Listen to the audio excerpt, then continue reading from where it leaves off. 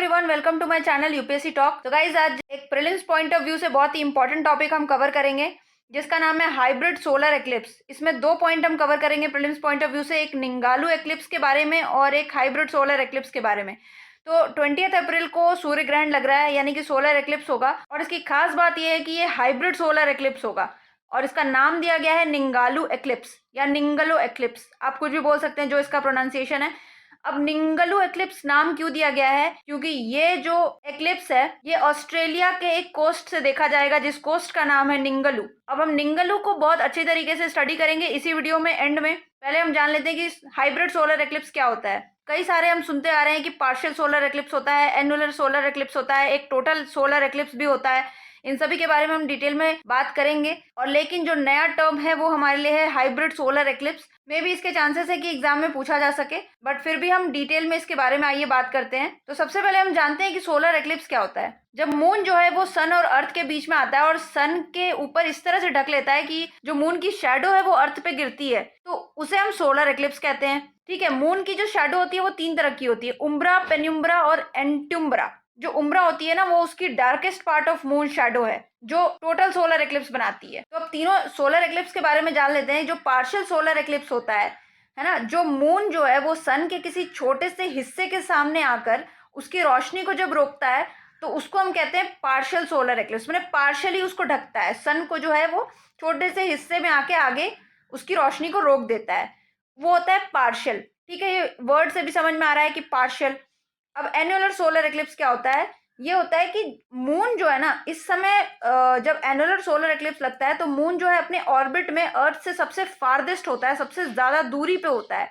उस समय क्या होता है कि मून सन के बिल्कुल आगे आ जाता है, यानी कि बिल्कुल बीच में आ जाता है और उसकी रोशनी को रोक लेता है। तो लेकिन मून तो सन से काफी छोटा है, लेकिन अर्थ से बहुत ज्यादा दूर होने के कारण, मैंने जैसे आपको बताया कि जो मून है ना वो सबसे फारदेस्ट होता है अर्थ के एनुलर सोलर एक्लिप्स के टाइम पे, इसीलिए मून जो है वो पूरा पूरा सन को ऐसा लगता है ढक चुका है, जिससे कि जो सन के चारों ओर जो लाइट आती है ना वो दिखती है बस, जिसको हम रिंग ऑफ फायर कहते हैं, और बाकी पूरा अंधेरा रहता है बीचों का पार्ट उसका।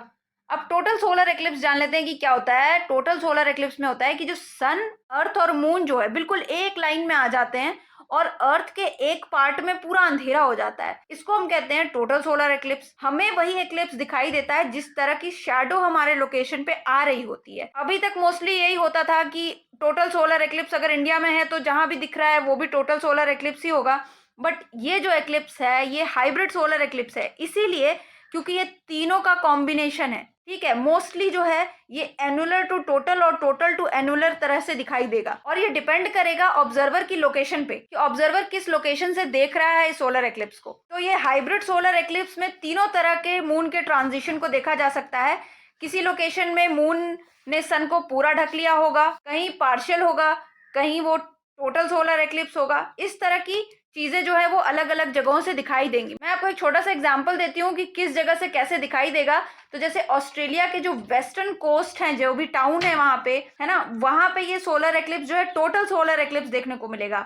और उसके आसपास के इलाकों में जैसे कि साउथ ईस्ट एशिया हो गया, ईस्ट इंडीज हो गया, फिलीपींस हो गया, न्यूजीलैंड हो गया, या some other parts of Australia है ना, वहां पे पार्शियल एक्लिप्स देखने को मिलेगा। जबकि इंडोनेशिया और तिमोर लेस्ते में एनुलर सोलर एक्लिप्स देखने को मिलेगा। तो अब आप समझ रहे हैं कि एक ही दिन में सोलर एक्लिप्स लग रहा है, लेकिन मून के अलग अलग ट्रांजिशन जो है वो अलग अलग जगहों से देखने को मिल रहा है। मतलब एक ही जैसा सूर्य ग्रहण नहीं दिख रहा है हर जगह। हर जगह देखने वाले को अलग तरीके से लगेगा कि ये मून ने अलग तरीके से सन को ढक रखा है। तो इसी को कहते हैं हाइब्रिड सोलर एक्लिप्स, जो ऐसा कहा जा रहा है कि 100 साल में एक बार लगा है। हालांकि ये इंडिया में नहीं देखा जा सकता, क्योंकि इंडिया में इसकी कोई लोकेशन ऐसी नहीं बताई गई है। इंडिया में ये सूर्य ग्रहण नहीं लग रहा है। अब एक मेन इंपॉर्टेंट टॉपिक जो है वो हम उसे मिस नहीं कर सकते। जैसे सबसे पहले तो निंगलू जो है ना वो ऑस्ट्रेलिया का एक कोस्टल एरिया है, और ये एक रीफ है, जो कोरल रीफ होती है ना उसकी ये प्लेस है। तो आपको याद ये रखना है कि जो निंगलू रीफ है ना ये वर्ल्ड की